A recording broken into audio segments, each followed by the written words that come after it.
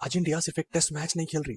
आज इंडिया अपना test cricket history का 600 चैप्टर खोल रही है। एंड कोइंसिडेंटली आज है क्या, इंडिपेंडेंस डे 15 अगस्त। ये इंडिया के लिए बहुत बड़ी बात है कि इंडिया इस माइलस्टोन तक पहुंचा है टेस्ट क्रिकेट के। और सबसे इंटरेस्टिंग बात क्या है, इस 600 मैच में इंडिया को रोहित शर्मा या विराट कोहली या MS धोनी लीड नहीं कर रहे हैं। इंडिया को लीड कर रहे हैं शुभमन गिल, हमारी यंग जनरेशन, हमारी नई जनरेशन का नया कैप्टन। एक ऐसी जनरेशन का प्लेयर जो शायद कभी इन लेजेंड्स को देखकर बड़ी हुई है, जो शायद कभी इन लेजेंड्स को देखकर इंस्पिरेशन ली है कि हम भी एक दिन इसी माइलस्टोन पर पहुंचेंगे, हम भी एक दिन इंडिया को रिप्रेजेंट करेंगे। एंड इस तरीके का मौका मिलना, 600 टेस्ट खेलना इंडिया के लिए is like once in a life time dream for every Indian cricketer. कभी कभी ना टाइम बहुत पावरफुल स्टोरी लिख देता है। 1932 में ये कहानी शुरू हुई थी एंड आज 600 टेस्ट में इंडिया को रिप्रेजेंट कर रहे हैं हमारे नए जनरेशन के नए प्लेयर, नए कैप्टन शुभमन गिल।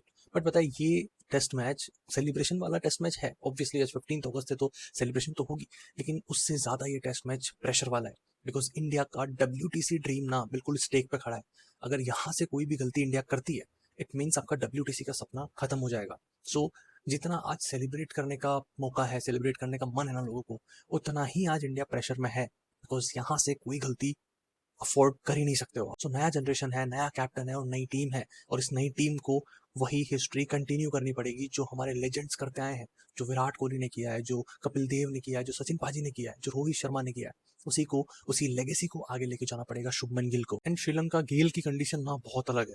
यहाँ पर पिच इतनी फ्रीक्वेंटली बदल जाती है, डे 1 में क्या होती है, डे 4 में क्या होती है, ये बिल्कुल डिफरेंट है।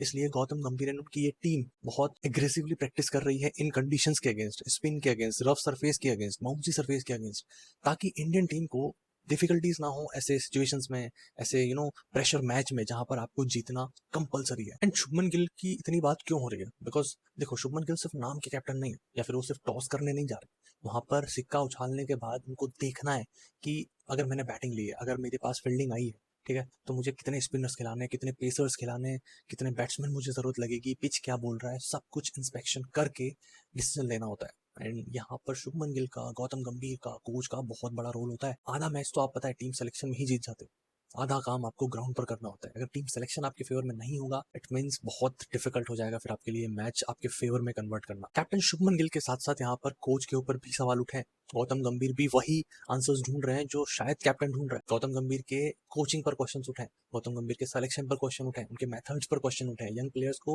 बैक करने पर क्वेश्चन उठे। हर चीज पर गौतम गंभीर के एरा में क्वेश्चन उठे हैं, बिकॉज रिजल्ट्स गौतम गंभीर के फेवर में नहीं गए हैं उतने। अगर ये फेवर में होते तो कोई आपको क्वेश्चंस नहीं कर सकते थे। बट इस टाइम पर फैंस, मैनेजमेंट, पब्लिक पूरी सब सब सब गौतम गंभीर से सवाल कर रहे हैं कि क्या आपके मेथड सही हैं, क्या आपके तौर तरीके प्लेयर्स को कंफर्टेबल कर रहे हैं या अनकंफर्टेबल कर रहे हैं। बिकॉज ऐसी न्यूज आई थी बीच में कि सीनियर प्लेयर्स खुश नहीं है गौतम गंभीर के मेथड से, उनके क्या कहते हैं उसको, नहीं मानने वाले एटीट्यूड से। सो दिस इज गौतम गंभीर era, I agree with that. But ये एरा बहुत बहुत डिप्रेसिंग लग रहा है राइट नाउ। यार आज जब इंडिया 600 टेस्ट खेल रहा है ना, तो समझ में आता है कि इंडिया ने कितना ट्रेवल किया है इस फॉर्मेट में। बिकॉज एक टाइम था जब इंडिया कपिल देव के साथ खेलती थी, सुनील गावस्कर के साथ खेलती थी, उस टाइम पर इंडिया को इतनी रेस्पेक्ट नहीं दी जाती थी।